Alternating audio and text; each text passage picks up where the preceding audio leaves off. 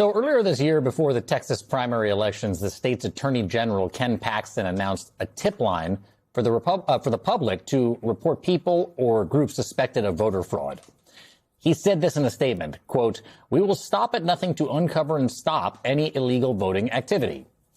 He linked to guidance about election laws in Texas, which said, and this is an important part right here. Check this out. You must register to vote using the address where you reside.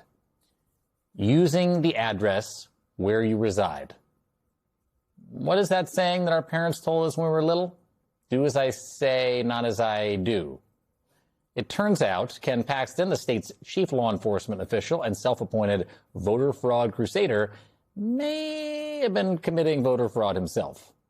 According to a new investigation by ProPublica and the Texas Tribune, Paxton appears to have used an address where he did not live to vote in 6 elections, including the recent runoff that won him the Republican nomination for Senate. That would mean he probably voted for himself from an invalid address. Anyway, here's what the investigation found.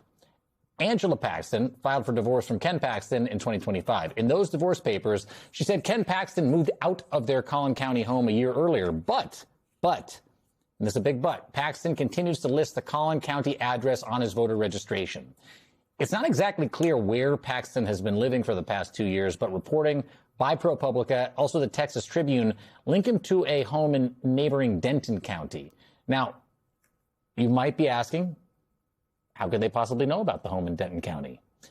Well, for one, reporters did what reporters do. They dug up some information on a trust which purchased the Denton County home and linked it to Paxton.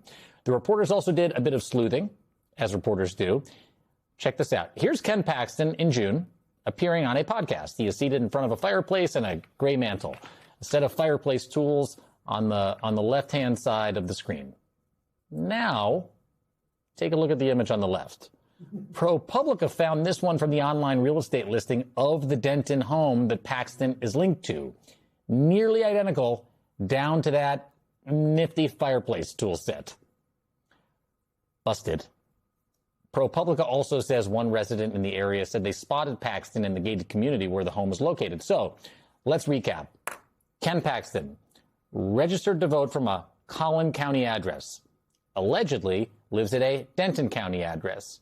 Now, I will be the first to say I'm not a Texas election law expert, but according to Ken Paxton's own guidance, quote, you must register to vote using the address where you reside. 3 election lawyers told ProPublica that Paxton may have violated the same Texas laws that his own office cautioned about.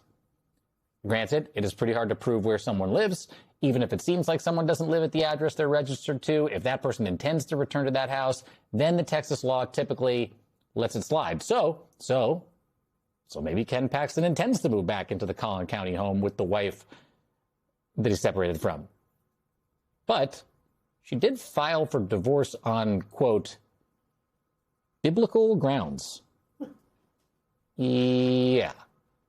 After 38 years of marriage, Angela Paxton accused her husband, Ken Paxton, of adultery. And in a statement about their separation, Angela Paxton wrote, quote, I believe marriage is a sacred covenant, and I have earnestly pursued reconciliation. But in light of recent discoveries, I do not believe that it honors God or is loving to myself, my children, or Ken to remain in the marriage. In an unsealed divorce filing, Paxton denied his wife's allegation, but it's a little hard to imagine Mr. Paxton moving back home after all of that. ProPublica and the Texas Tribune reached out to Paxton for comment on all of the above. His office did not answer any of the questions about why he remained registered to vote at an address where it appears he no longer lives. Instead, a spokesperson said the Attorney General is, quote, a national leader on election integrity with a long record of defending Texas elections, and that attempting to insinuate otherwise and tear him down with a baseless, lie-filled tabloid story is not real reporting. Voter fraud. It seems like the call may have been coming from inside the house. The Collin County house or the Denton County house? Still unclear.